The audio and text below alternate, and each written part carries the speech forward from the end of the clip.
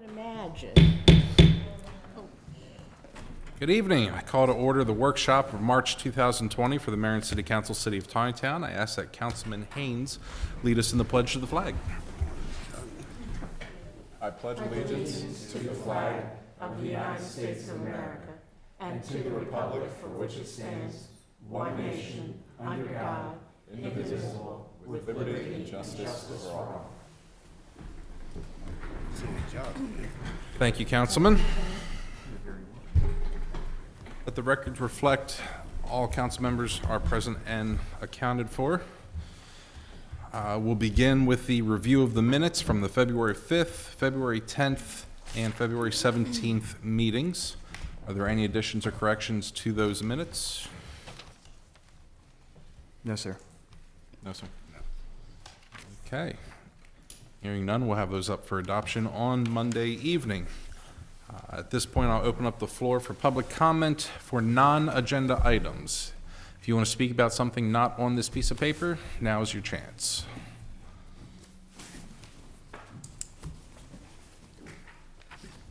Good evening, Barbara Cook, Clubside Drive.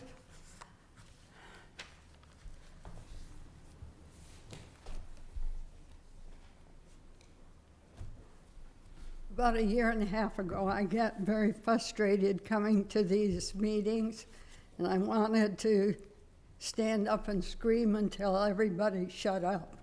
But I didn't. I went home, went to bed, and the next morning I got up and I got my 10 years of notes that I was taking. I spread them out on the carpet and started making piles. I ended up with 4 piles. And I would like to talk about one of those piles tonight. And that is 3 things in the last 10 years that has been accomplished in Taneytown that I think are super good. And then I'd like to come back a month later and talk about non-action that sort of went over the dam. And the third month, I'd like to come back and talk about the future of Taneytown. And then I would like to come back a 4th time and talk about some basic rules that might be good to adopt for Taneytown. So with that in mind, I broke it up into 4 times to kind of make this brief. Most of these thoughts came from the council or the attorney or the city manager. Not many of them are mine. That's what kind of startled me.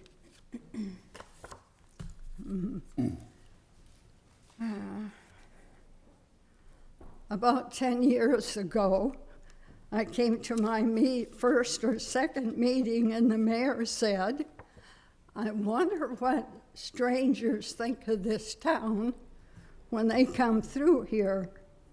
Well, being new and nobody got up, and I was the only person that I did recognize here.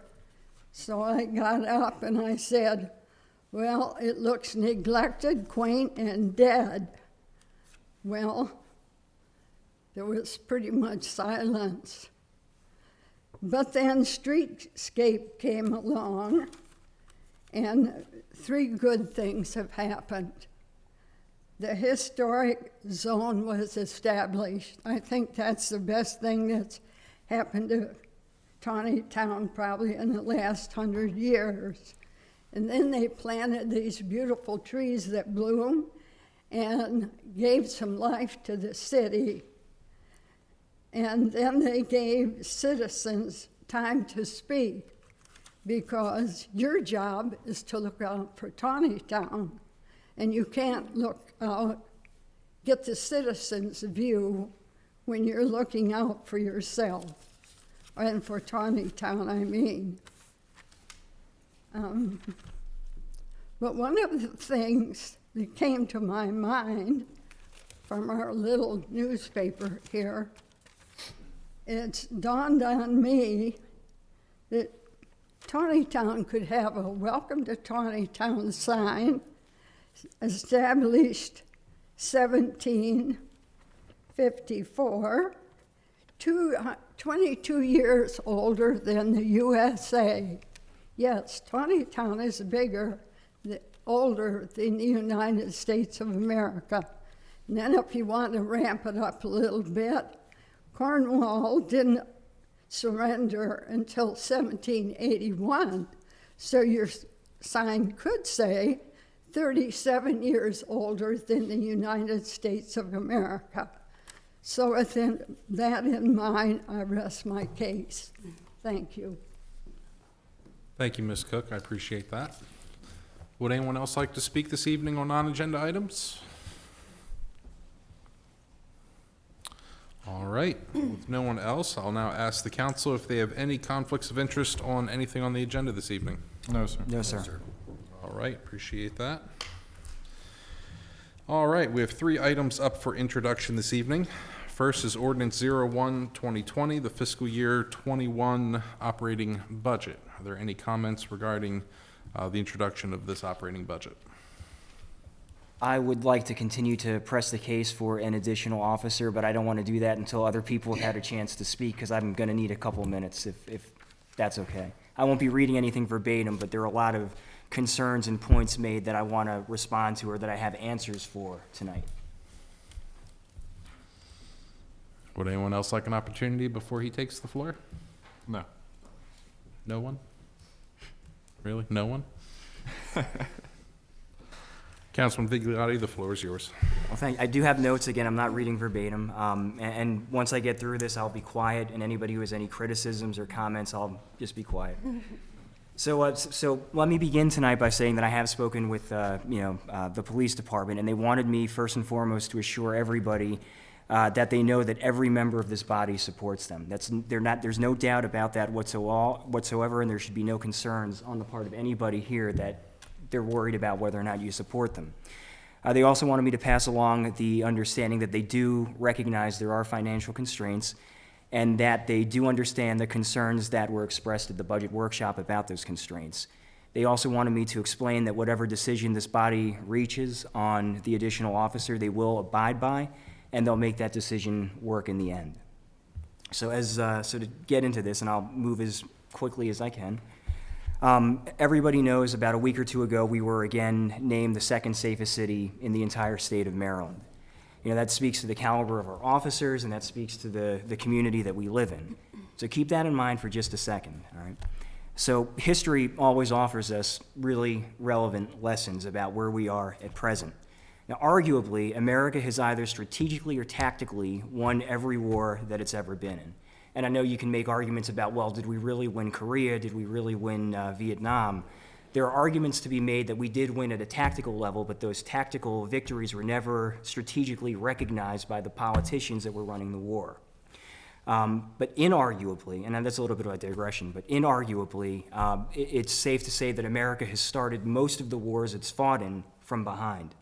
And just to bring up a quick example, when the Civil War began in 1861, there were just north of 16,000 men in uniform for the United States, 16,000 men. To put that in a little bit of perspective, there were 15,000 Confederate troops engaged in Pickett's Charge, a 20-minute action in a 3-day battle. We had 16,000 men in uniform defending a nation in 1861.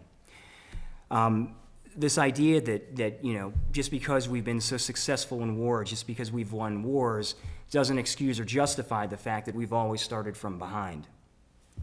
Now, just as we have won those wars, just because we're the second safest city, doesn't justify or excuse the fact that we don't have the number of officers that adequate facilities suggests that we should have. For a little bit of relevance and a little bit of contextual evidence, the town of Princess Anne, with a population of 3,300, has 12 sworn officers. Bladensburg, with a population of 9,100, has 24. Brunswick, with a population of 5,900, has 15. So obviously they have higher ratios of officers to residents in their municipalities.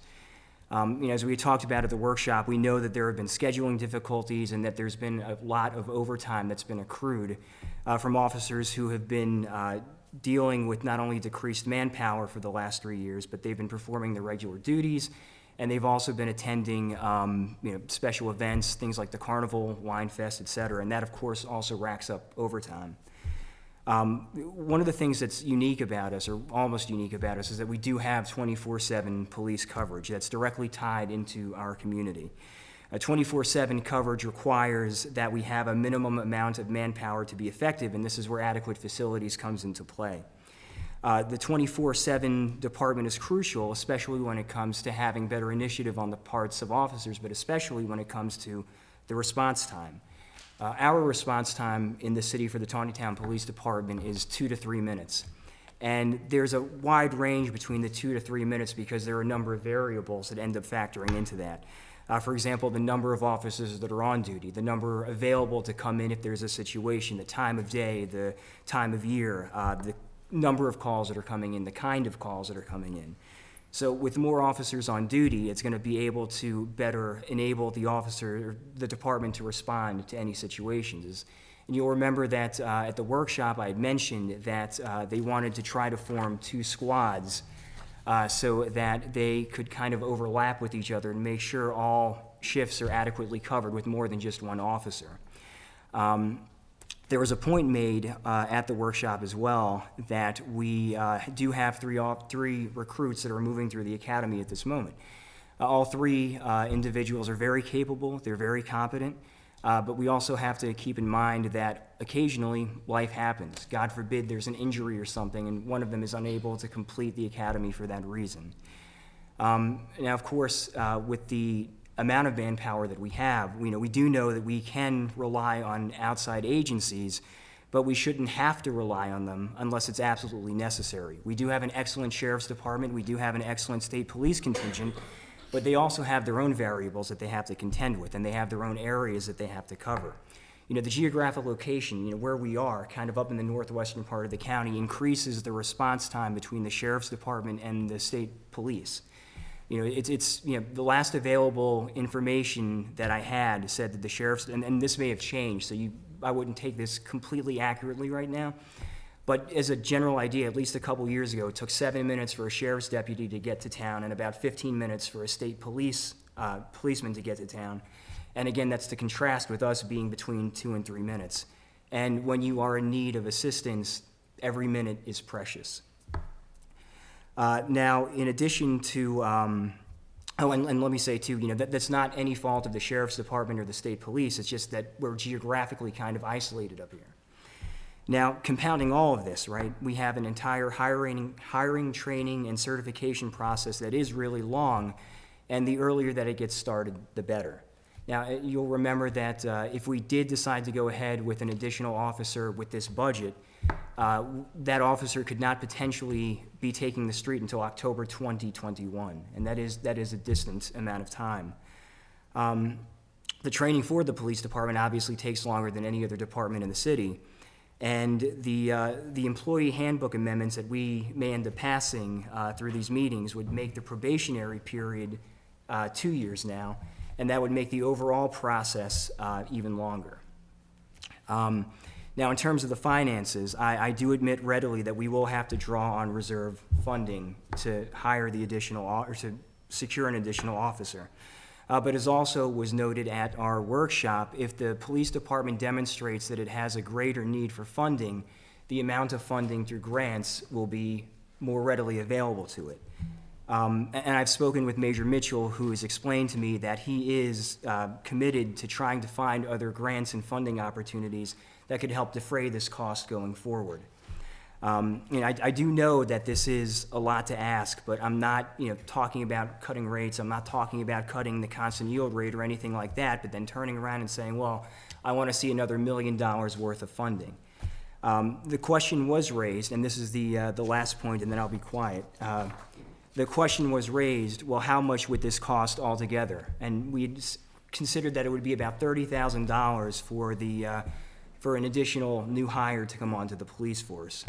And I was also asked the question, well, in terms of the procedural stuff, the equipment, the kind of stuff that you would need to get the officer prepared, what would that cost come out to be? And I do have that number tonight, and that's $7,075.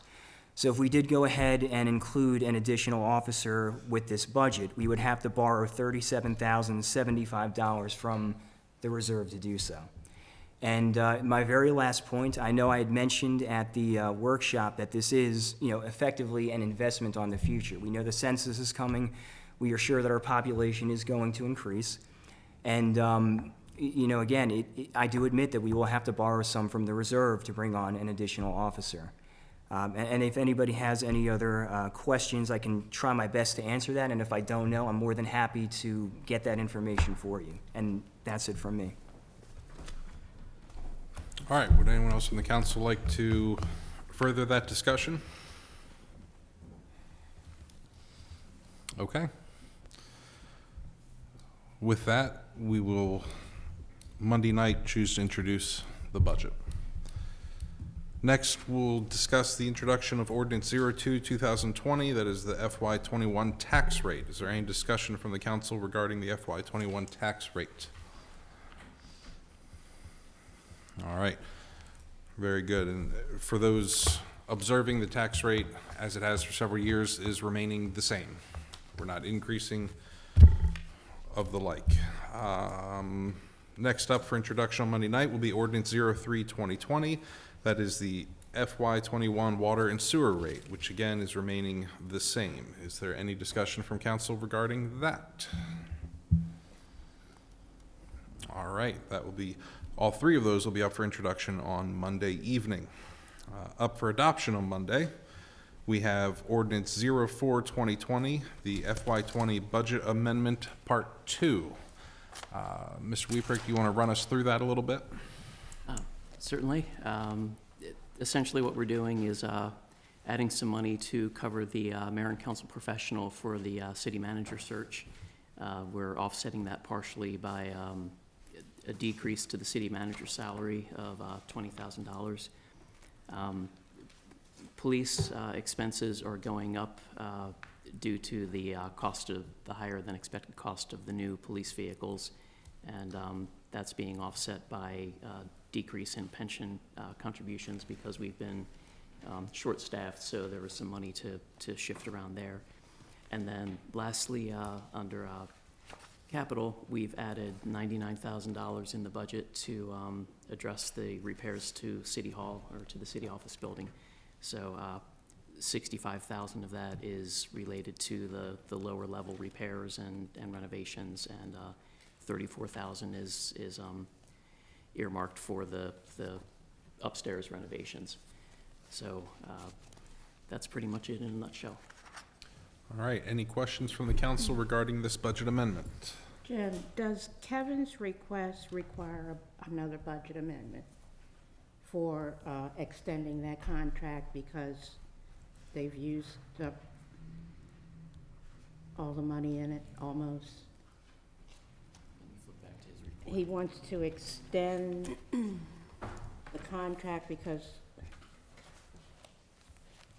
he says that the developer is, will be liable in the end, but right now, they're practically out of money on that contract. Oh, the RK&K Yeah. inspection. Will that call for another budget amendment? No, Okay. that won't, because that's essentially a pass-through. So Okay. we pay the inspector, and then the developer reimburses us. So we don't need to amend the budget for that one. Okay.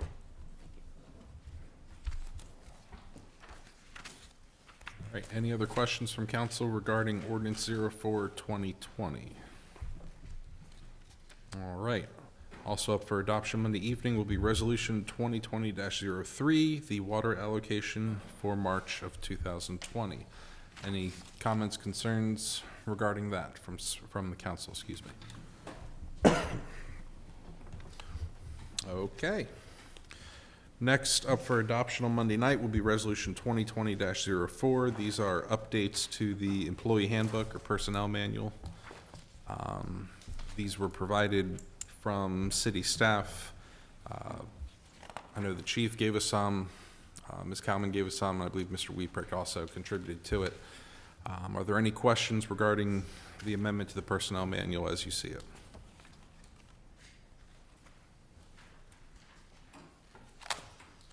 Okay. Anything additional from Mr. Weeprick regarding that? Not at this point. Okay. Very good. After that, we'll go to our city manager report. What do you have for us this evening, sir? Okay, well, first, before I get into that, I will put a request out there. The census is just around the corner, so we've been working to promote it for statewide, countywide, and the county's been working with the municipalities over the prior several months to kind of develop plans for us to pursue at the local level. So we're doing things like putting advertisements in the Taneytown Record. We're going to be continuing with some Facebook posts and things like that just to raise awareness for the census. But request for you all this evening is, those of you that do social media or have, Facebook pages for your capacity here, please pass on, the importance of the census and, each person that we don't count results in a decrease of funding for the city. And, Right. I can certainly pass on the flyer that we're using to, publicize the census. And if folks were willing to share that, through social media as you see fit, the more we can do to get the word out and drive the response rate up, the better off the city will be. So, getting into the ongoing projects, we did hold a pre-bid meeting for the repair and renovation of the city office. We had 18 contractors and subcontractors attend, so a lot of interest there. We've had a number of clarifications. We've released a couple addendums to the RFP already to clarify questions from the prospective bidders. And we have one more addendum in the works right now that we're sitting on to see if we get any more questions in. So hopefully this will be the last addendum we have to issue because the bids are going to be due next week. We did push the due date back a week because we've run into some building code related issues with the front door that as it was designed. Door manufacturers have reported some issues with being able to construct the door as designed. So there were a couple, and I included them in your packet. There are a couple different options for the new entryway. One essentially mimics the historic appearance that we lost with the collision, but that would actually be a solid panel door with essentially faux glass or spandrel glass in it, and then dark tinted windows for the remainder of the window area. But it will retain the overall appearance of the historic entryway. We could not incorporate a door leaf that followed along any of the existing bolting lines or stiles or rails for the windows. It was proving to be a structural issue for the door manufacturers, and we can't make one of the door leaves operable in its entirety because building code won't permit a door that wide. So also in your packets, and part of the reason that we pushed the bid back is because this door seems like it may end up being a very expensive entryway to try to replicate. We opted to include an alternate door that would be a more modern storefront type design that's going to be a more off-the-shelf type of product. Just your typical bronze framework and glazing and a commercial door. So the bidders have been instructed to bid both the historic door and the alternate door, so that if the historic looking door proves to be cost prohibitive, we have an option to move forward with a more modern alternative. And we'll have to see next week when the bids come in how dramatic the price difference is between the two. But we wanted to have that option in the event that the historic looking door just proves to be extremely expensive. So that is ongoing. hopefully, and with bids due next week, that gives us some time to evaluate them all and come back with a recommendation to award a bid, hopefully in April. On the Trevanian Terrace stormwater retrofit, we've provided some comments, and the county's provided some comments to the engineer, and they are in the works of revising those accordingly. We had some water and sewer infrastructure in there that's going to be relocated that we're working out the details on right now. But that project is moving along as well. The State Highway intersection study, we talked about this several months ago, and the state did hire a consultant to look at the study. They brought in Sabra and Associates, who they use very frequently. And the short version is, and I've got a little more detail in my report, but the addition of left turn lanes on Route 194 would likely hamper large truck turning movements, because currently, with the road not being striped for individual lanes, the trucks can swing to the right to make a wider arc for a left turn. And likewise, they can, kind of be right at the yellow line to make a larger arc to make a right turn. If it were striped to have separate lanes, that would probably eliminate the large truck's ability to do that and to navigate through the square. One thing that was a little bit noteworthy for me is that it looks like from the last, and this is looking at peak hours for the intersection, but it looks like the through traffic has proportionately increased compared to what we've seen in past years. So the overall routing of traffic at the intersection typically has been the majority of traffic that comes in from, and I'll do like a PM scenario. So the majority of traffic that comes into the town through the roundabout and travels to the intersection here, the majority turns left down Frederick Street towards Frederick. The next highest count typically goes north on 194, leaving the lesser amount heading west towards Emmitsburg. So it looks like with this more recent study, it looks like there seems to be more through traffic going straight through the intersection and proportionately a little bit less turning movements. And again, this was just looking at peak hours though, so the other counts are overall. But that might be showing a little bit of a trend away from that traffic pattern that we've seen in past years. So to wrap that up, really, State Highway is recommending that we do consider lengthening the existing turn lanes on Route 140 by 50 feet, that would add some additional queuing space for left-turning vehicles, and hopefully then those left-turning vehicles won't be stacked so far back into the through lane that it hampers, just straight through east-west traffic. So that was one recommendation that they made. But the idea of having a left turn signal at the intersection in any way is not projected to improve the efficiency of the intersection.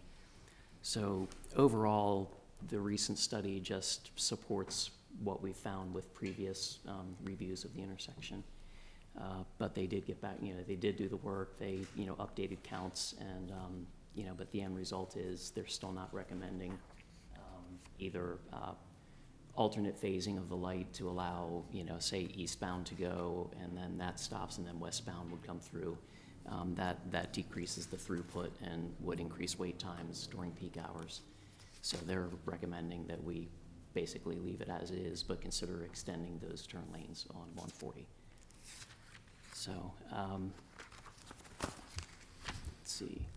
The Roberts Mill Run Stormwater Project and O'Brien Avenue Bridge is chugging along. The expectation is that the concrete pouring is projected to be finished by the end of March, meaning that the bridge deck work will start shortly thereafter. So that one is moving ahead and so far seems to be on schedule. We've had a few small issues related to some erosion and sediment control stuff, and the filter bags that are in place, and the contractors added some additional filter bags so that we're getting clean water discharge from the site. We were getting some muddy water discharge prior to this month, so they've made some improvements there, and that's coming along very nicely.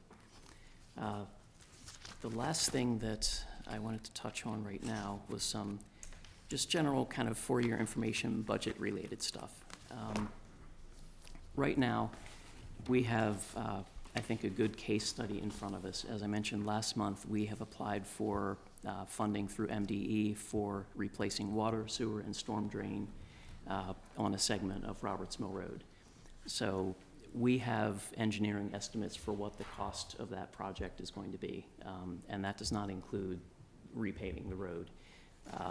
But just for the water, sewer, and storm drains, there's a chart that I included in your packets at the tail end of my report, and I'd like to talk just a little bit about that one. So when we look at potential new residential developments, usually a developer will come in and they will talk about how many jobs the project will create during construction, what the tax revenue is likely to be from new homes that they're going to bring into the city, and basically all the positive stuff. And that all is true. But when we did the streetscape project and we saw the cost of replacing the water and sewer infrastructure for 2 miles of road within the city, I started thinking about all the infrastructure that was built in a relatively small window of the late 80s and through the 90s. And that infrastructure is all aging, just like East Baltimore and West Baltimore Street are. So I thought this was a good opportunity to just kind of run some numbers and put a little perspective on some things. So what I did was I had staff down at the police department, well, Kathy, she has some downtime when it's not like water billing crunch or when it's not cutoff week, things like that. So when things were slow down there, she was chipping away on this little project for me. And what we did was we identified all the properties that are fronting this stretch of Roberts Mill Road where the infrastructure is going to be replaced. We found the assessed value of all those properties, applied our tax rate to it, came up with an annual figure, and then we multiplied that out by 30 years. And the next step over, we multiplied it out by 40 years. And you can see that all those properties, and this is making some very generous assumptions, for example, that these properties had the same value throughout that whole 30 years. And we know that is not That's not true, right? the case. Yeah. And to illustrate that, I thought of a property that I knew of that's been around for 30 years. That was my first house here in Taneytown, that when I bought it in 1990 was $111,000, and it's currently assessed at $216,000. So just to kind of give a little perspective on the change in assessed value over 30 years. So all that said, in 30 years, we've collected, with those very generous assumptions, say $675,000 from those properties. The cost to replace the storm drains just in that stretch of road is $655,000. So if one were to make the leap that every penny those houses have paid in for 30 years was set aside that we could pay for this project, it still is only $20,000 above the cost just for the storm drains. The water line is projected to be $529,000. The sewer line projected to be $511,000. So we're looking at almost $1.7 million for water, sewer, and storm drains for a stretch of town that's generated in 40 years, best case $900,000. So I just want to call that to your attention to kind of illustrate the cost of these infrastructure projects that we're going to be facing as our infrastructure ages. And as you know from our current budget, we don't have that kind of surplus coming in every year. And now the water and sewer lines really will be paid for through the utility fund, not the general fund. But as you've seen from the utility budget, we don't have that kind of surplus to fund these projects. So I'm not trying to be a doom and gloom kind of guy, but I just want to put a little perspective on things as we think about growth and as we're having our talks about the budget, that our water and sewer rates, while everybody says they're very high, and I'm not saying they're not expensive, but even the way they are is not giving us the funding that we're gonna need to do these large projects as our infrastructure fails and needs to be replaced. So I thought having those projects in the pipeline was a very good opportunity to kind of put a little perspective on the long-term cost of residential development. And that chart, by the way, also includes a few commercial properties that are on there that are, if you take a look kind of through there, you'll see that some have a significantly higher tax revenue estimate than others, and those tend to be commercial properties that are scattered along that stretch. So, and last thing, for me, I also passed out this evening, and didn't have this in your packets because I wanted to run some stuff by Barry first, and she was out Friday. But we've talked in the past about trying to get some trending, for our budget numbers and look more than just, the prior year. And actually, the former city manager had started to work on some things like that, but we have a couple more years of data now. And our IT specialist, Dan, came across, he remembered Henry having shown him a graph some years ago, and he called it back to my attention. And I took a look at it and worked with Barry to update the figures. And this time, we basically took the idea that he had started and put solid numbers to it. The numbers that are on this chart, on this graph, are actually from each year's audit. So they're the final year-end numbers, as opposed to just taking things off the budget worksheets. So I just thought this was an interesting way of tracking things across 5 years, and we've included basically a line for revenue, one for general operating expenses. The yellow line is the fund balance, and then the light blue line towards the bottom is the capital project amount that we did or that we budgeted for those respective years.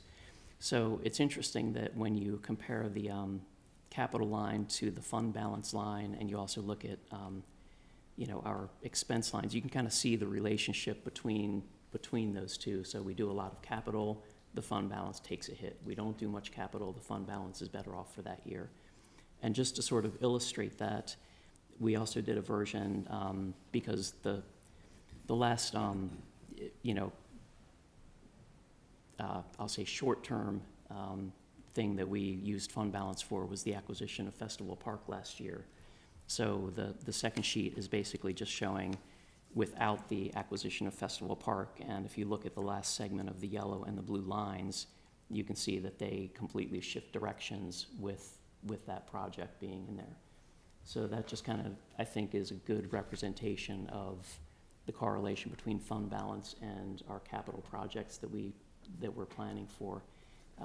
And Festival Park was not a huge dollar amount, but even so, you can kind of see that just having that kind of capital expense makes a noticeable shift in the lines. So I just thought those were a couple pertinent things to call to your attention as we were going through the budget process. And also as we'll be, talking about some growth-related stuff in the probably after Monday night's meeting, we're going to be talking about capacity and some things of that nature as pertain to compliance with MDE and concerns regarding that. And we also have some potential annexation discussions on the horizon. So I wanted you to sort of be aware of some of these long-term and overall financial aspects as we enter into those conversations. So sorry to take a little longer than usual tonight, but had a few things more to share this evening. All right, I appreciate that. Are there any questions from the council for Mr. Weebrick on his report? I have 3 brief questions, if that's all right. The first one, I guess, is relatively more straightforward, and you'd almost consider it aesthetic. With the 2 door designs that we're looking at, has there been any thought given to whether or not there could be some kind of merging of both designs? where, for example, and what I mean by that, like with the second door, I've seen giant glass doors that have some kind of like ironwork that go alongside the window, so it gives it more than just a storefront look, but it's also inexpensive because it's part of the frame. So I was just wondering if that was a possibility that, you know, we could forego the more expensive door, but kind of beautify the second door to some degree. That idea was discussed, and actually one of the things specifically that we discussed with the architect was the idea of if you were to look at the window behind you from the exterior, those two large vertical panes have kind of a strong emphasis from the outside. You know, they're wide, they're painted white, and we talked about the idea of perhaps carrying those vertical elements down into the ground floor entryway. And that might be a way to sort of carry the flavor of the upstairs window down into the ground floor. But also when you're dealing with a historic facade, there's kind of the Secretary of the Interior Standards talk about not adding conjectural features like things that could have been, or that generally if you're not replicating or restoring a historic feature, generally the accepted notion is to put in something that obviously isn't historic and to kind of make a departure from it. And certainly we could do something in between. I mean, this is not set in stone at this point. If bids come in and we decide to go with a modern doorway, but we want to do a change order to incorporate some other stylistic elements, that certainly could be done as a change order. But we did have those conversations with the architect. Okay, and I was curious about that, because you remember when Notre Dame burned some time ago, there were a number of architects who presented designs to try to modernize the top of it, and every single one of them got rejected in favor of trying to restore it as closely as possible to the original. So I was wondering if maybe there was a way to bring together both sides of this. So I'm glad to hear that that was being discussed. The second question I have has to do with the recommendation of the extension of the turn lanes. And I know you had briefly mentioned that parking might be affected in the report, but I was wondering if you could speak any more about, or any more detail about that. Okay. Well, it would basically eliminate 2 parking spaces in front of the city office building, which we've actually been discussing. We do expect with the Meads Crossing subdivision, building out an increase in traffic on Route 194 at the square. Initially, we had thought about a turn lane on 194 being the mitigation for that increased traffic, but the more recent study is recommending that we don't do that now. But we had been contemplating turn lanes and extending these turn lanes for quite some time in response to just increased traffic volumes from development within the city. With the renovation and repair of City Hall, part of the project is going to be to add some protective bollards along the curb on East Baltimore Street, basically across the whole frontage of the building. So with that comes the likelihood that people would not pay attention if they were parking there and possibly open car doors into the bollards. So at this point, we're thinking the best course of action is going to be to restrict parking in front of City Hall anyhow. I mean, there is the municipal lot right next door that typically has plenty of parking spaces available during business hours. So we will very likely prohibit parking in front of the city office building anyhow.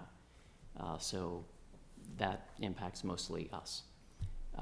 On the eastbound lane, that would eliminate parking in front of a business on West Baltimore Street if we were to extend the West Baltimore Street left turn lane. So because the departure lane for the through lane has to, adhere to a certain departure angle from the travel lane, and that takes so many feet to get that line across to create the additional turning lane or stacking capacity. So, we can certainly delve into that a little bit more in detail in the coming months, and perhaps you know, just doing the East Baltimore Street portion, you know, would certainly help with the afternoon traffic. Doesn't do a whole lot for the morning rush, but, you know, that would certainly be an option as well if we don't want to displace on-street parking. And one option that State Highway also mentioned was the idea of just limiting parking during peak hours. And that may be a solution that works better for the West Baltimore Street side because, you know, the businesses there typically are not open during morning peak, which would be the eastbound traffic that would be utilizing that turn lane. So that might be a consideration as well, that we, you know, restrict the parking in peak hours both on 194 and perhaps eastbound on 140, so that effectively it gives the opportunity for a longer staging lane for the left turns and still gives folks the opportunity to go around them on the right-hand side. So when safe to do so, you can pass a left-turning vehicle on the right as long as you're staying on the paved surface. So you can leave the travel lane to go around a vehicle that's turning left when safe to do so. So that would be an option we could consider also. Well, thank you very much for that. And then my very last question. Well, first of all, I just want to compliment you for taking the initiative to come up with this, I guess, like kind of rate infrastructure comparison. And I think this is really interesting and it's really helpful to see, you know, numbers laid out in this fashion. And I guess maybe my question isn't really so much a specific question as it is a general kind of a question.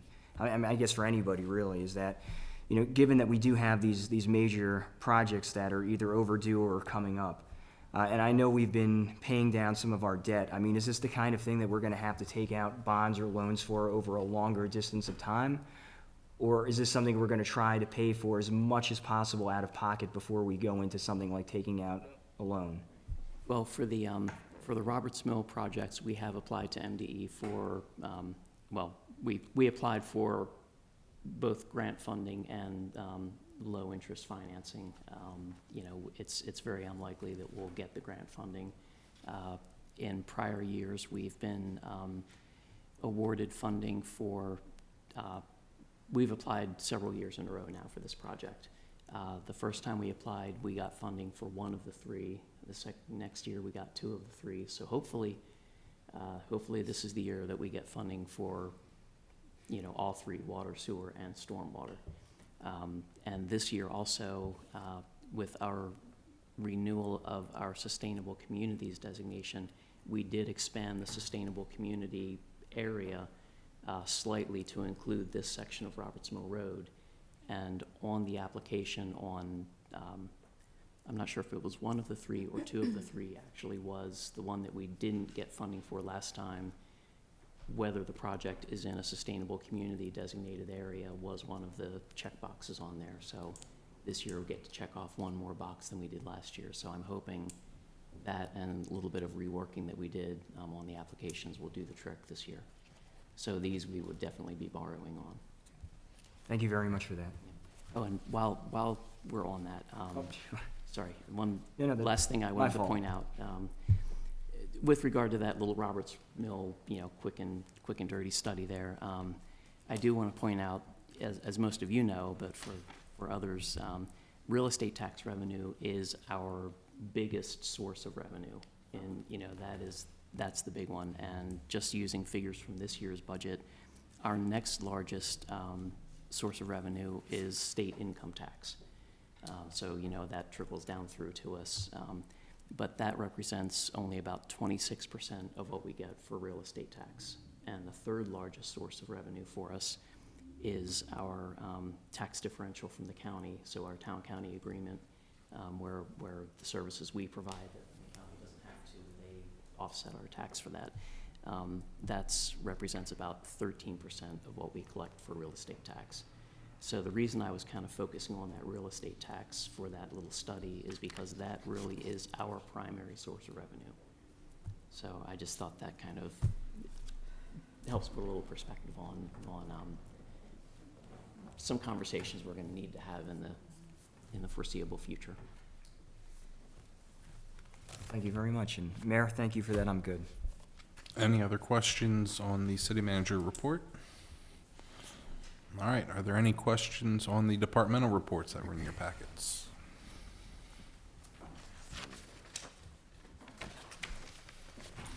All right, I'll go to Mr. Gullo for legal report.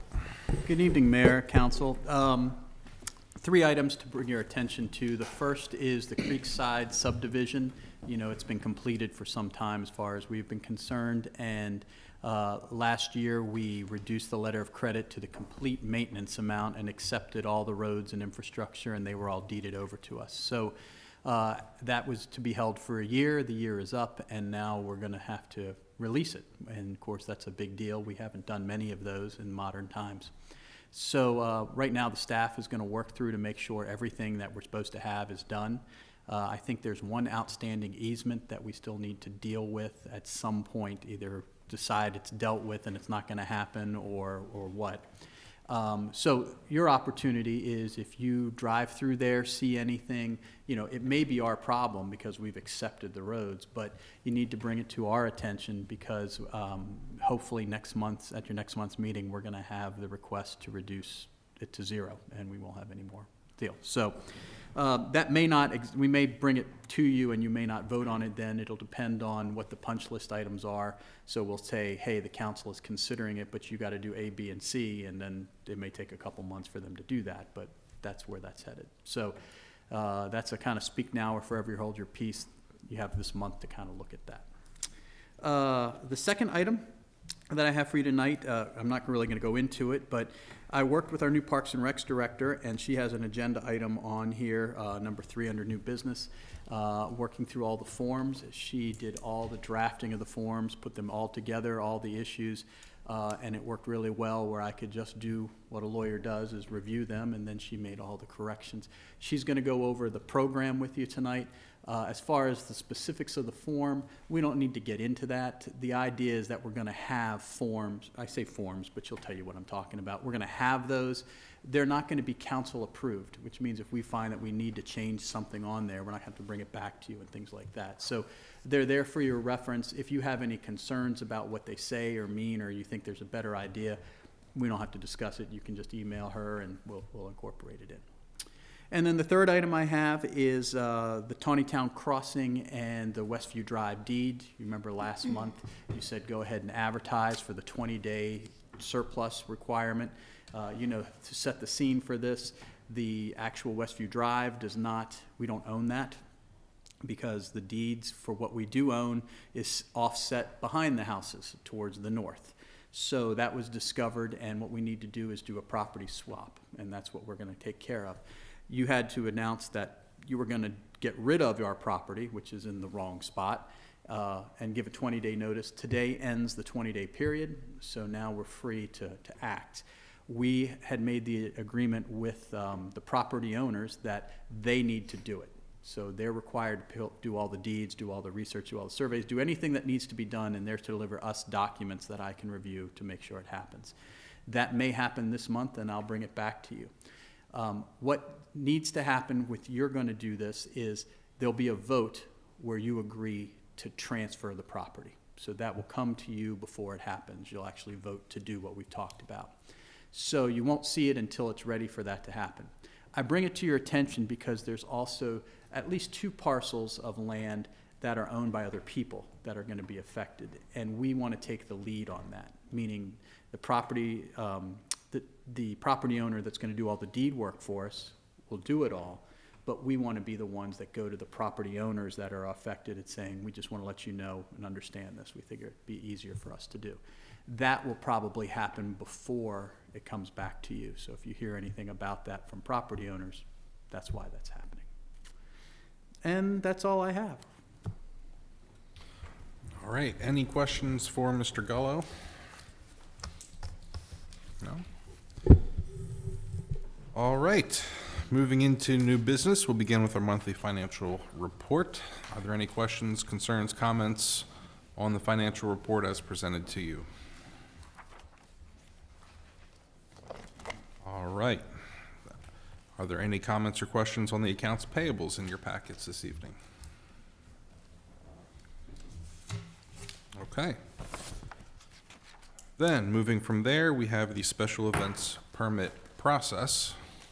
I'll ask our Parks and Rec director, if you'll step up and kind of guide us through this a little bit, ma'am. Sure. Good evening, everyone, again. What you have before you are the two forms that I started working on my first week here when it became evident that we needed a process in place to better control and manage our resources, particularly in the parks, whether, physical, the actual facilities of the park, and also personnel resources. Our Public Works Department, our Police Department, all of them put in time and effort and overtime to make a lot of these events go off well and successful for the community. Without a process in place, as you all have experienced and as can be imagined, it gets quite dicey, and you've got people forming events and planning events and putting events on in our parks and in our open spaces that no one is aware of until the event is 2 weeks from happening or something to that effect. And then everybody's got to scramble to try to make it work, and which we apparently have done in the past. To good effect, but it would be a lot easier if we knew that these events were coming down the road and we could plan accordingly and have everybody on staff. They needed to be on staff, whether that's Public Works or Police Department or what have you. And also, part of that process is also going to be going out and checking our facilities after the event, just to make sure that everything has been restored to its original condition or the condition that it was in prior to the event. With that in place, I believe that we would be able to better manage our resources and have a better idea of the things that are happening in the city and in our community. The forms, as Mr. Gallo stated, are really not going to be up for approval this evening. I've provided them to you so that you get an idea of how this is going to happen, ideally. When someone calls about an event, whether that's perhaps trying to make a pavilion reservation or gather information about space in one of our parks or open spaces, they will be directed to me. They will be given the special event permit application form. They'll need to complete that application and submit it with the requisite fees and security deposit.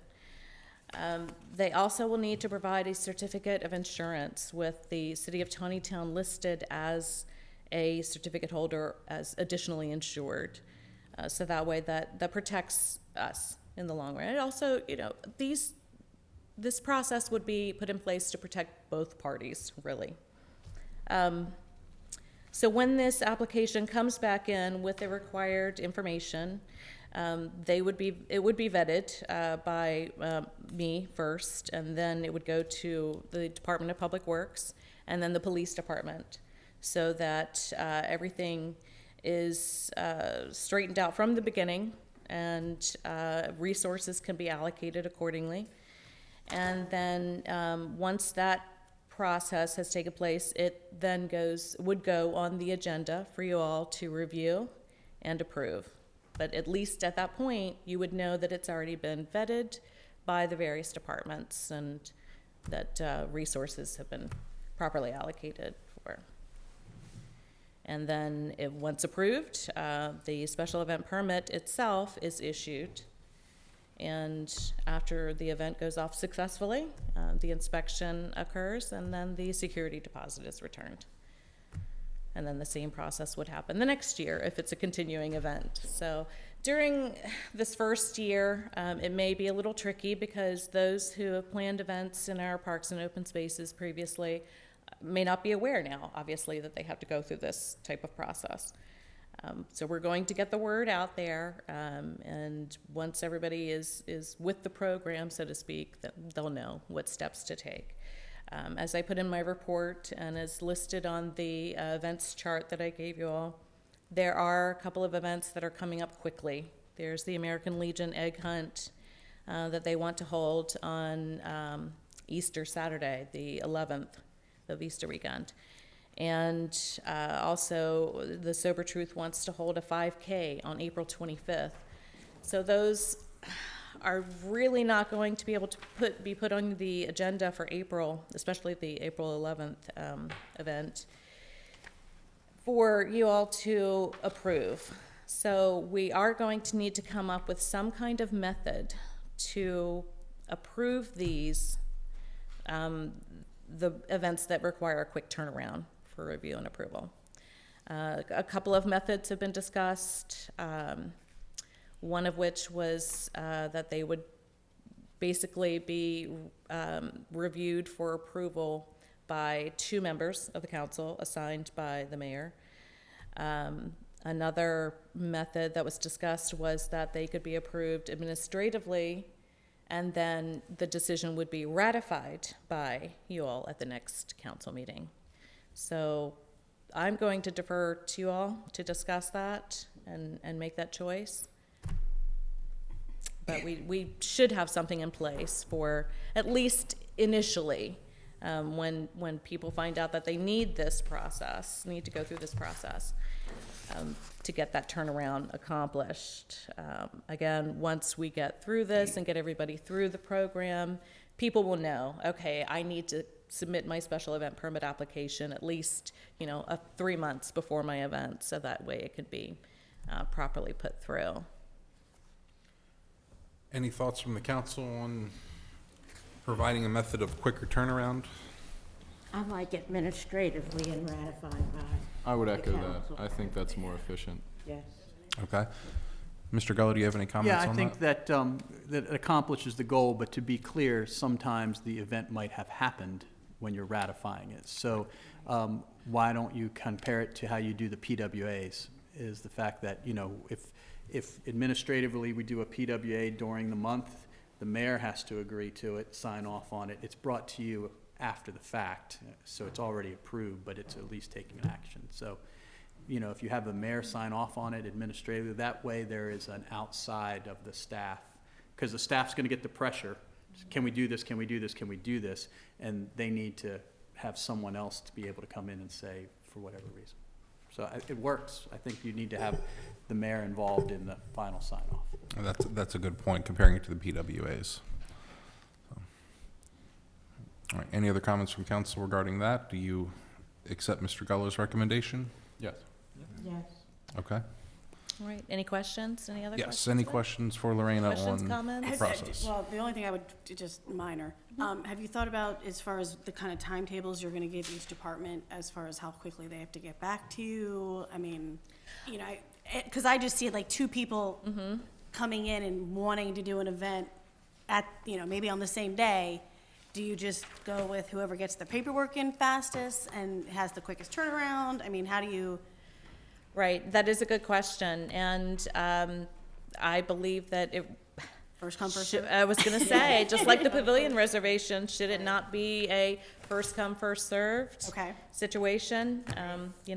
Organization A got their application in a day before Organization B for the same date and the same space. Okay. Well, Organization A, and that's why we've got the date boxes and all of that on there, so long as I they think know. that would have to be, Well, an organization B Basis. can be kind of on hold in case the first one doesn't get approved Well, for and if whatever there's a way reason. to I maybe mean, find an there's, alternative Right. space, or, if Right. they can rethink, okay, well, maybe I don't need that much space, I can do it on the other side, if we can have them go at the same time. I mean, I know there's gonna be right. I some. mean, we have a lot of parkland they Exactly. can choose from, so. yes, indeed, and I'll try to work with all of the organizations to, to make their event happen, in the best way, shape, and form possible. Okay. And then just the annual events, are they gonna have to complete the paperwork every year? Is there a way to? Do it in perpetuity? Yeah, I mean, I and really I don't wanna think- say every yeah. part of it, because obviously things are gonna change. but I Right. mean, as far as holding the dates and, things like that, is Yeah. that gonna be? I think it should be every year, they should submit it, Okay. just because that way it's on record and it's not assumed. Right. That, It's just, it's hard because when you do plan these large events, and it's supposed to be an annual event, when you start changing dates on vendors, that becomes a problem for them because they schedule each weekend with different places. Right. So, so I think it's just important that we let them know to get it in immediately. I mean, even if it's Yes. right after. Even if it's the day after day their, after their they event, have the yes. event. Yeah. Start working on the next one, yes, because I know there are sometimes a full year's worth of planning Right. to organize that next year's event, so, yeah. And I don't want anybody, well, and I hate to say, will we then give preference to the people that do those? I mean, what if somebody comes in the next day and beats them to the punch for that day? Yeah, Kind of like when you that's- own a right, website and that's a suddenly good you've let it question. lapse and- Right, It's either first come, first serve, or it's not. right. It's, On that note, how far in advance are you allowed to reserve something? I mean, is there any, because I mean, if like you're talking about the day after, like if I knew I wanted to have, say, I don't know, a Post-it note festival every year, could I reserve the park for such a day for the next 5 years? That's a good question. Would you all have a problem with I think there would with need that? to be a limit because things can change very quickly in the parks. And having people schedule something, 2 years out, 3 years out, 4 years out could cause a hiccup at the last minute if something drastic has changed, whether it's in the park or in the city or something along those lines. I think there needs to be a maximum time that you can reserve it ahead of time. So on that note, Mr. Mayor, is there a way that you could say, okay, well, we have this maximum amount of time through which you can reserve the park, but maybe there's a way that you have to like maybe reconfirm that this is what you want. Like you can say like 2 years from now, I want the park on such and such a date, but then 1 year from now, you have to, I don't know, whether it's filling out a form or just giving you a call to say, I'm reconfirming that I want this date for this year. I would suggest it might be more efficient to just make it so that you can make a reservation, any reservation for the year, starting on the first of that year. So, But that makes a problem for January events. Right. Well, a lot of places, they won't open it up until 6 months ahead.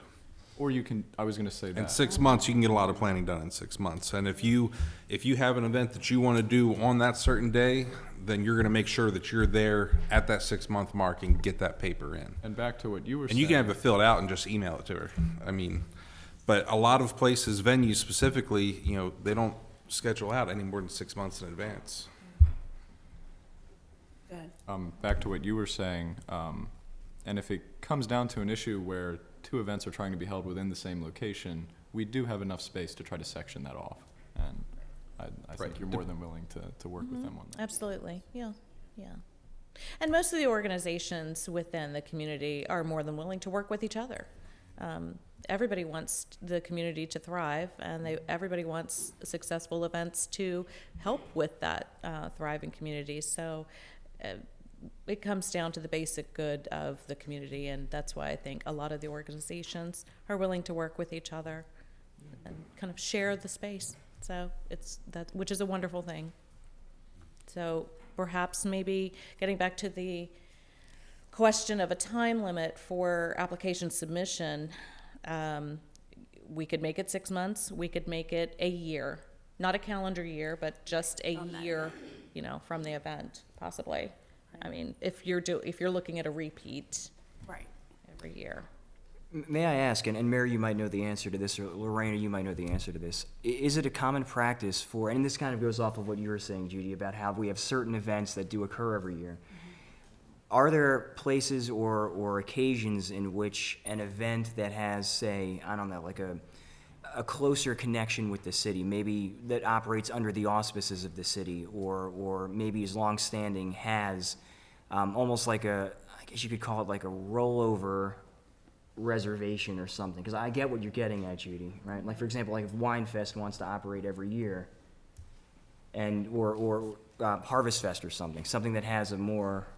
So those would be considered city-sponsored events or city-partnered events. Okay. If it is a city-sponsored event or a city-partnered event, then I would suggest that obviously these applications would not be necessary. A special event permit would not be required.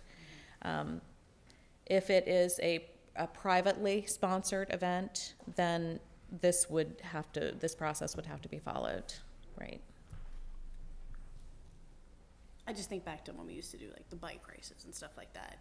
That was kind of a cool thing to have, and if they wanted to do it every year, but yeah. And it could just be a matter where your permit stays on file when you come in to renew it, whenever you reach that 6-month period coming out. Well, I mean, you're gonna have to do a new permit. The rules are the rules for everybody involved. It's just because you want to do it every year doesn't make the rules different for you. I think if we're setting up a permit process or setting up rules, they need to apply to everybody as it stands. I know we'll make it easy and not make people have to take that extra step to put it in for the next year, but it's no different. I think the rules need to be applied consistently to everybody. Any other comments, questions from the council to Lorena on it? No. Just to be clear, when you say the rules are the rules for everybody, you're not talking about city-sponsored events. Yeah, because these aren't You're being talking applied to about city these sponsored. other- Correct, Okay. yeah. These are the private Just to be organizations clear. that are Right. subject to the permitting Yes. process. Yes, Yeah. and again, as it states at the top of the special event permit application, just so it's clear for anyone watching or listening to this workshop this evening, these would only be applicable for any events in city-owned parks requiring more facility use than a standard pavilion reservation and open to the public. So if someone is having an event, a family reunion in a pavilion, but they're going to be spilling over and using playground and park space, they don't need a special event permit application because that's a private event. It's not open to the public, and they're not going to be requiring use of dedicated park space other than that pavilion and a little bit of spillover. So the sporting events then would need to do this then, since they. No, because they're part of Taneytown they are going Athletic to have a Association. separate document structure. We're going to be entering into Separate. memorandums of understanding with them, which is Okay. completely different, because otherwise, yeah, they'd have to, for every game, I mean, that wouldn't be Well, and feasible. they fall under TAA, the Taneytown Athletic Association, which is a city group. Yes. Yeah, but they've always kind of run, I guess I felt like they've always run themselves separately. They have their own insurance, they have their own. Right, Funding, they do their own thing. right. But they've Right. always been considered part of the city because of the TAA connection. Right. So, But you still take care of the calendar now, right? Like you are gonna be handling scheduling. eventually, She yes. will be doing that, yes. Yes, yeah, Yeah. yes. And we're gonna get to that point, as I said, once we get the memorandums of understanding in place, and I actually can get those schedules from our sporting organizations, and then we have this process in place and actually have knowledge of all of the events that are going to be going, then yes, we'll have an integrated schedule, and that ideally will be platformed onto our website so that people can just browse our website, click on that calendar, and they can see all of the different events that are going on and sports tournaments and games, things like that. So that's the goal. Okay. So was there consensus on a year's time limit? And as far as, I'll leave it up to Everybody council. I think clear? 6 Okay. months is appropriate, but I'll kind of let council figure out what they think amongst themselves. I don't mean to put you on the spot, but I'm curious what you think is best. well, I feel that a year is reasonable. No offense to the mayor, but I do feel that when you're organizing a large event and you just concluded your successful event, those vendors that have been part of that are already going to be inquiring about, hey, what's the date for next year? This was great. I love it. Sign me up and I'm going to get my ducks in a row. And because there may be multiple vendors or multiple entities involved in some of these larger events, it would be more cohesive for the event organizer to have the freedom to go ahead and submit the application and get the permit process started a year in advance. I agree. So Yeah, I think you're right. I like that. That's fine. that begs the question then for the permit numbering format that I was thinking of following, and which was also suggested by the Parks and Rec Advisory Board, was permit number 20 following the last two digits of the year, or 2020 if you want to follow the ordinance and resolution format, dash, and then the sequence number of whatever that permit is, you know. So our very first special event permit that we're going to issue is going to be 2020-01 or 001. I don't know if we'll get to hundreds Right. Well, we of can be events, but hopeful. I'd like one to be never knows, hopeful, right? We'll eventually grow to that, maybe. But we'll start off with 2 digits initially. So do you all agree with that format? And if you do, then let's say we set the time limit for as early as a year. Let's say this July somebody has a wonderful event and they want to go ahead and start planning for and getting that permit for July 2021. Do we issue it based on the approval year or the actual event year? Any thoughts on that? I think that level of detail we can probably work out. Administrative. From a staff Okay. level, Okay. yeah, I mean, that's, I don't know Okay. that we need you guys to. All right. Thank you. Sorry, I was just thinking, thoughts on that, it just occurred to me, and I thought, We'll okay, talk. well, I'll throw that out there, but yeah, okay. No, that sounds good. All right, so some things to think about, and I'll defer then to you all as far as the time frame for getting these things put in and processed and approved as early as they can. I really like this. I really like this. I really like the fact that, you know, there's that calendar of events now that we have in our reports, and I want to commend you for working on this. And to Jay as well for helping you out. Great job. Good job, Varela. All righty, certainly. And I'm available, email or phone, if anybody has any questions at any other time. Thank you. Thanks. all right, moving on to our next item of new business. This is amendment to Public Works Capital Improvements Plan. This was brought up by Councilman Haynes. If you can tell us a little bit about what you're thinking, then we can discuss further. Sure. So since the conclusion of the election, I've been in touch with a couple residents on Keenan Street who are experiencing excessive runoff from the Brawning farm into their backyards. And so Jim and I have investigated, and we think that a plausible solution would be to extend an existing swale that borders between the farm and their backyards. And doing so would just be something that we add to the capital improvement plan. And we would want, obviously, to get engineers out there to determine the feasibility of doing so and if it's really worth it and if it would have the impact that we hope it would. So, I think the first thing I'm going to say is we have a lot of these issues around the city. right. And we're about to start on a slope that's just going to snowball into something huge. The Brawning farm. Excuse me.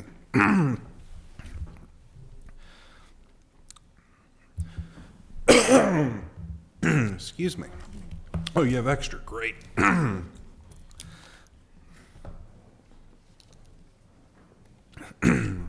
Is the Brawning farm in city limits? And the runoff's coming from their farm. Wow. So on whose property would we make these improvements? For the most part, the Brawning farm is at a higher elevation than the homes on Keenan Street. They have a slope in the rear, a lot of those properties have a slope in the rear yard that goes up towards the Brawning farm. Just the natural slope of things, water's gonna run downhill. I have not been able to locate construction drawings for that particular phase of Copperfield to really look at the grading plans that were approved for that one. Obviously, it was within, the allowable discrepancy between the plan grading and the field grading, as Carroll County would have inspected it as it was constructed. But as we all know, good old Taneytown red doesn't perk, doesn't infiltrate very well. So, we do have a lot of these standing water issues, and areas where the grades were just enough to facilitate flow of surface water, You know, if things have settled over, you know, the 20 years since the homes were built or 30 years since they were built, you know, that flow may not work the way it was intended any longer. I do have, as the mayor mentioned, I also have, you know, some concerns about that slippery slope of going in, you know, improving things for a small number of property owners. We have entered into these kind of projects before, the most recent two being Cortlandt Street. I believe we installed dry wells there behind some of the townhomes because they had a recurring, you know, standing water issue out there. And more recently, I guess, was the Trevanian Terrace swale. And that was a situation, unfortunately, where homeowners were allegedly informed by the builder or the builder's agent that certain improvements were going to be made that were never part of the approved plans. But that said, we did have some issues with standing water. We had, you know, lots of mosquito issues and things of that nature. So the city did opt to go in and do some regrading. And unfortunately, we actually were ended up with some legal issues as a result of that, even though we were operating within an area that was defined as an easement on the recordation plats. So it can get dicey. You know, we have talked about in our current draft CIP, adding some yard inlets to the Fairground Village community, Right. which is probably, to the best of my knowledge, is the worst drainage issue that we have that affects larger numbers of residents. Right. There are, you know, probably 100 homes that are adversely affected by standing water issues out there. The addition of yard inlets, if we can, you know, engineer things, if we can get the right fall to tie those inlets into the existing storm drain system in the streets, or to convey it to another water course that's on the Antrim Boulevard side of Carnival Drive. You know, if we can do those things, you know, that will be obviously costly, but it affects a larger number of properties out there. So I think that would still remain our priority, you know, as we do talk about some of these issues. But the, you know, the Keenan Street ones, I don't know how many homes it's affecting. I've not managed to get out there like after a heavy rain to really stand there and watch the flow of surface water. I know Dan has been out there and seen it firsthand, but it sounds like, you know, there's a number of homes along Keenan that the swale is functioning properly. So we're talking about a relatively small number of homes that we're trying to improve, I think. But we could certainly get some very basic information and come back to, you know, to council with some kind of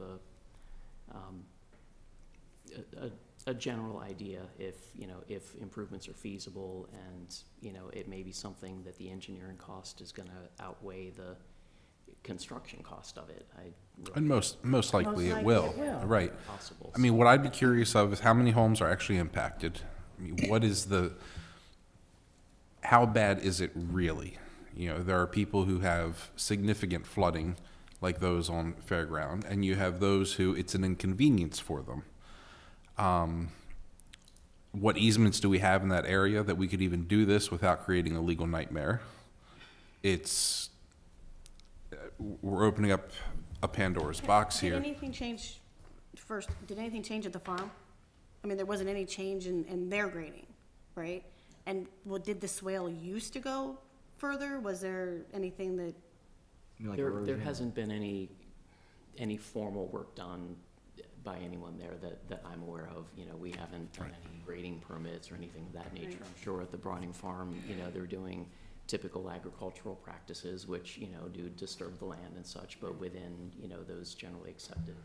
I guess I'm confused as to why it's our business at all. Why does it even come to us that I mean, you know, I get puddles in my backyard that don't go away for weeks, but I don't expect somebody else to fix them. Not to interrupt, but these aren't just puddles. I mean, No, and I a realize number of that, these but- residents have attested to having the financial fortune to having to invest thousands of dollars into fortifying their properties, and it's a serious issue. I mean, their backyards are pools. But why, I guess, when did that start happening and why, I guess is and at what point? And again, I feel bad, I'm not Yeah. saying that, but why financially is it our responsibility to remedy the situation? I guess is where I'm going with that. I just, it's kind of like the people who, I mean. And look at a flip side of floods this. and- Right, and to your point, look at the flip side on Fringer Road. There are people who live on Fringer Road outside of city limits, but they're being impacted by water runoff from our property of Bollinger Park. Right. Rather significant water runoff out there. That's more our responsibility. It's coming off of our property. yeah. Whether it's because of how it's farmed or whatever the issue is, don't know. But you were talking about property between two private residents, one or a couple in the city, one not in the city. I'm with Councilman Fuller here of, I don't see where it falls on us. But again, it depends on the scope of the houses. I mean, if we're talking about 30 houses, or are we talking about 3 houses? Are we talking about, what are we really looking at? I mean, it would kind of be like if they were all on a private road and, Right. then you pull your resources and you come up with a plan and you remedy it. If there's a situation where we need to be involved because the swale runs onto, It's our easement, or it's our easement property, or onto the or, road or whatever, then I would say be involved, but I also Well, I mean, don't if want I- to suggest, and before you do, that we tackle this tomorrow. Like Jim was suggesting, I just want to determine the feasibility of this and answer those questions to Right, determine and- whether or and I not guess this that's really what I is just wanted to something make that is sure- our right. I just don't want responsibility. to spend a lot of time and money on it if it's not. And I understand that, and that's a perfectly valid concern, but I am concerned for them, and I think we can do some due diligence and figure out if this is something worth pursuing and if it should be pursued. And so I think that basic information and that feasibility, once that's determined, then we can go from there. But I'm just asking that we do at least that. And that was more or less what I was going to say. I mean, it's certainly right that you bring up a concern to us, so, that's certainly a good thing. And then I also would like more information about it. Right. And so, I mean, if there is a way that we can look into that to determine just what, as the mayor said, the scope of this is, and to Judy's point as well, to see what the situation actually is, and then we can determine whether or not it's something we can act on.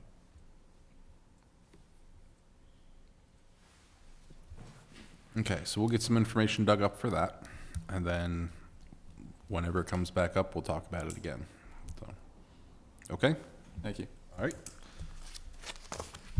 Next, we have Councilman Vigliotti's pet project.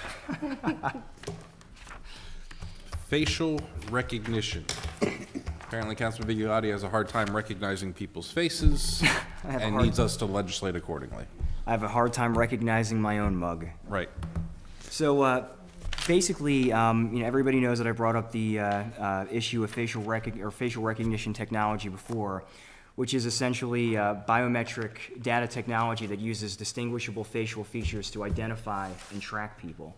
It's got all sorts of uses, from unlocking devices to counterterrorism and law enforcement. I'll make this brief because I know we're kind of running late here, but basically there are individual privacy concerns that are associated with this. At the simplest level, you go into a store and your whereabouts are tracked. At the broadest extent, you literally have a police state such as the Xinjiang province in China, where everything you do is tracked within that particular province. And then across China as a whole, they have the social credit rating or system, where everything you do, the amount of time you exercise a day, the kinds of things you buy from a store, end up determining what your privileges in the society are, whether you're allowed to go fly on a plane. So basically, what I would like to do, and I'm not asking for any action on Monday night, but what I would like permission from the council and from the mayor would be to team up with Councilman Haynes or anybody else who would like to work with me to try to come up with some kind of proposal that would protect the individual rights of citizens in town as it pertains to businesses using FRT to track them. If you'll notice on the information that I provided, facial recognition technology is used by companies and businesses such as McDonald's and CVS. And so what I am considering, or what I would generally like to see out of this, and just as a brief aside, there are towns as small as Yellow Springs, Ohio, which has a population of 3,600 people, which have attempted to tackle this. And then the state of Texas is probably the largest, in addition to California, that have attempted to tackle this.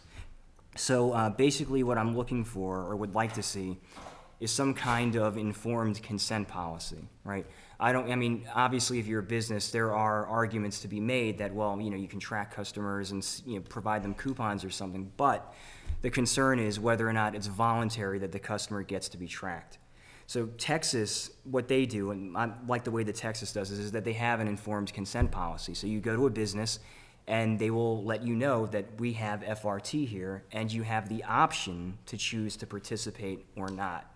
And that's the kind of thing I would want to see here. So if you're a small business and you want to use it to help track sales or something, you certainly wouldn't be denied that opportunity. But if you're a resident and you don't want to be tracked, you would actually, by default, you would not be. You would have to voluntarily consent to being tracked in order to participate in the program. And so that's kind of the direction that I would like to go with this. I'm sorry, Judy. I think what's appropriate in the scope of this is simply informed consent in the same way that you tell somebody they're being recorded. It's just, hey, we use this here, just so you know. But I don't know that we would really have the authority to allow people to opt out. I mean, yeah, we've got cell phones. I mean, you can't fight I mean, I walk into a store and I'm immediately bombarded with, just advertisements on Facebook for the very things that store sells. You're not gonna get away from it. But I think, like you said, usually if there's a camera on premises, it says you're being videotaped. I don't know that we can go any further than that. I don't want to impede businesses. I don't want to tell them how to run their business. I think people should have a sense of personal responsibility. I mean, for one thing, I walk into a Walmart, I know they've got cameras. I know that I walk up to that self-checkout and they've got my mug right there on the page, they're watching to make sure I'm not stealing anything. That's another slippery slope to me, is when you start telling people. Well, but In China, it's one thing because that's the government doing Right. it. We're talking we're not about gonna private do it. businesses Not us. in a free market being able to gather their marketing as they see fit. And I'm very glad that both of you brought up those points, because we do know that the data that businesses collect can be sold, it can be hacked, and that's part of the concern about being able to Why do we know that? Because they tell us that. Like, But- we already know that. But that also comes back to the point where we're not gonna say, the idea being that we wouldn't ban the business from using it, but we would protect the individual from being tracked. And there are, for example, I've seen things where you go into a store and there's an app that'll pop up or something on your phone, just like the coupon that says, look, we use FRT here. If you want to be tracked, click OK. To not be tracked, click no, and you're done. So now we have to have an app for every store you go into. Those are not free. And I think we're telling businesses how they have to do their business. Well, but no, It's this one is- thing it's- if we require them to put up a sign saying we use facial recognition technology. That's one thing. Anything beyond that, I think we're severely overstepping Can you define a little further, please? regarding dictating. The overstepping part. yeah. Okay, the overstepping part is requiring a business to spend substantially more to be able to filter out who does and does not give consent. Because here's the thing, in order to determine if you can record them because they did or did not give consent, you have to recognize their face on the software that they did not give consent. So right there, you've already violated that consent. Do you understand what I mean? Not quite. It almost seems like Okay, it's so if they come in something. and they say, I don't want you to recognize my face on your system. Right. They're like, okay. In order for them to not recognize your face compared to everyone else that Recognize your they face. are recognizing, they have to recognize your face. Well, It's- but to the point though, and I'm glad you brought that point up as well, and now it makes more sense, because within these systems, these FRT systems, those things are built in. So if I'm a small business owner and I'm gonna buy an FRT system, right, the option is there to have the non-participation option. Right, but what I'm saying is that in order for the system to not The only non-participation To- you can guarantee is don't shop there. Right. I think the best thing, Can't go in the if you store. don't want them to recognize your face when you go in, then I recommend you get a big Easter bonnet and walk into the store that blocks your face from the cameras. But again, Well, again, I'm not advocating a ban because I do recognize that there are free market uses for the technology. right. But what I'm getting at is that if I am somebody who just does not want to be tracked, right, I'm the option to opt out. Then they simply don't go there. It's, But to that point, though, and that's a fine point, but the problem is that it's so widespread, it's so pervasive, that it's almost impossible to exist in society without some kind of technology. Amazon. so the question is, I'm just saying, what you're saying is that you're trying to slow down. the inevitable. I mean, just, and that's, Right. and I understand, I mean, you know, people didn't like the money cards either, because that was gonna be, people were gonna steal your money, and these things they're progressing, they're changing. And I get that there are gonna be some areas where they're gonna have to, I mean, again, as a city, we would never put this stuff up and say, okay, we're tracking you as you're walking down the street. That's our place to do it. But when it does come to people taking responsibility for their own actions, then they need to know if that facial recognition technology is in that store, then I don't go there. I go to the one that's somewhere else, because they don't do that. But it's not our job to tell, you know, businesses what to do and how to do it. And it's up to people to take care of themselves. Like, we're not gonna be out there telling people you're too stupid to understand that this store has facial recognition technology, so, you know. Okay, so let me pursue that point a little further, almost maybe from a philosophical vantage point. At what area or what nexus do individual rights and the rights of a business to automatically track someone diverge? I would like to interject and bring in Jay, because I wonder if that's a question that maybe we don't have. Jay doesn't want to get involved in this. That maybe we don't really have the authority to answer, because my question for you is, in either circumstance that the General Assembly decided to or not to address the issue of facial recognition like Texas has, do we really have the scope to do anything more besides require businesses put up a sign? Well, I know that there were some bills introduced about this, and so I don't know, we could guess where they're gonna go or how they're gonna go. If the bills are successful and they preempt the area of this, then we can't do anything about it. If they don't preempt the area, then it's possible. So what I mean by preempt, obviously, like, gun laws and alcohol laws and things like that, the state preempts those. You can't do things different than what the state tells you. It's worth discussing about what you could do, but you really can't do anything until you find out what the state's doing. Right. And you realize that if it's developing across the country, which we talked about this, it's been some time, a year or so ago, more states are starting to deal with it. So even if you did something, it's subject to change in the future. So the question, and I don't want to jump into the discussion of the pros and cons. I always want to look at it from an enforceability standpoint. What can we enforce and what can't we enforce? And I'm not talking about the person that has the bakery across the street, because I can go and knock on their door. But when we tried to deal with CVS, and those of you who were here, remember we needed like a square foot of an easement, and it took a couple years because it was company on company on company that we had to do. I mean, there's the reality of who can you go to for the big businesses that are likely to do this, okay? They're the ones that are going to, you mentioned McDonald's and CVS. So what can we do to make sure that if we do something, we can make them follow it? And that's where I guess that the research should be, is it's pretty easy to come up with it's this one or that one, but what has been done in other states with big companies? That's where I would think your research would be, is that what do you do with McDonald's? And how did other states deal with McDonald's? Because we don't want to figure that out. We want Texas to figure it out. Thank you. All right, so my take is this. Councilman, if you continue to feel strongly about doing this, gather a little more information, how they've handled it. I would also look at, I think there's at least 2 bills right now in the state.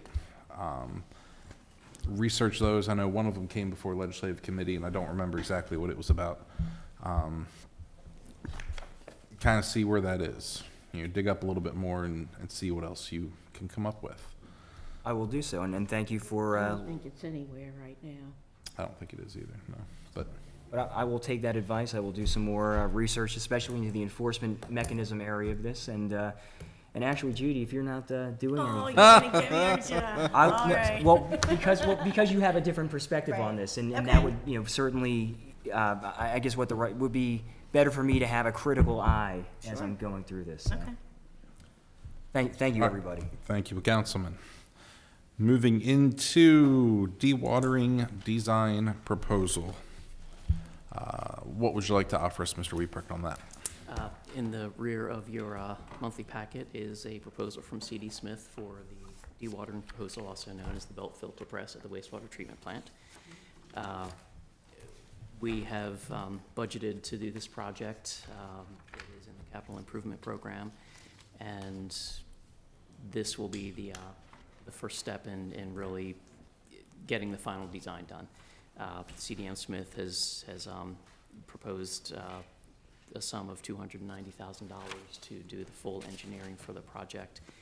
The current design, or the current intent, is to identify the specific piece of equipment and work to procure that.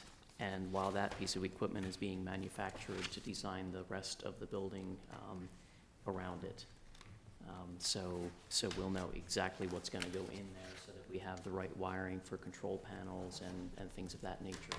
And hopefully that will also accelerate the process a little bit, because the equipment can be, if we select the equipment and award a bid for that, the manufacturer can begin on that while the other work is ongoing.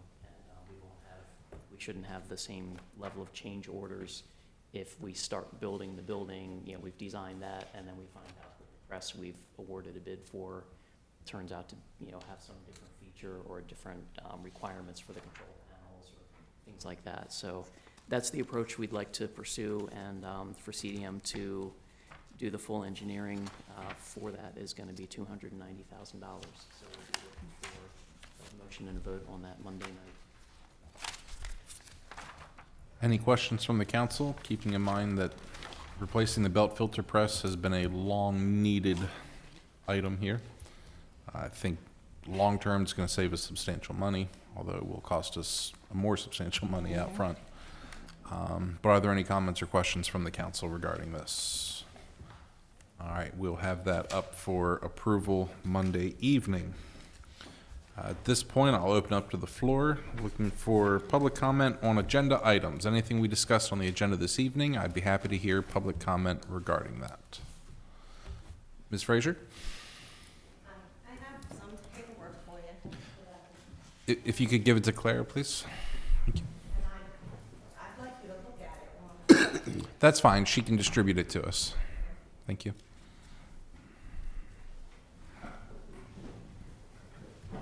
Hi, it's good to see everybody, and I apologize in advance for not getting with you sooner, Mayor, because I really did want to discuss this at more length, but I just didn't have any Fridays available. And so I thought I should come and speak to you again about cutting the sewer rates. Thank you, Claire. And what I've given you is a copy of what your treasurer did several years ago, to show if you cut the sewer rate by 50%, how, in tandem with the Meads Crossing units coming on, what that might look like. And of course, this paperwork used a very conservative number of 25 homes a year. I think being able now to see exactly what's happening helps you to see the numbers a little better.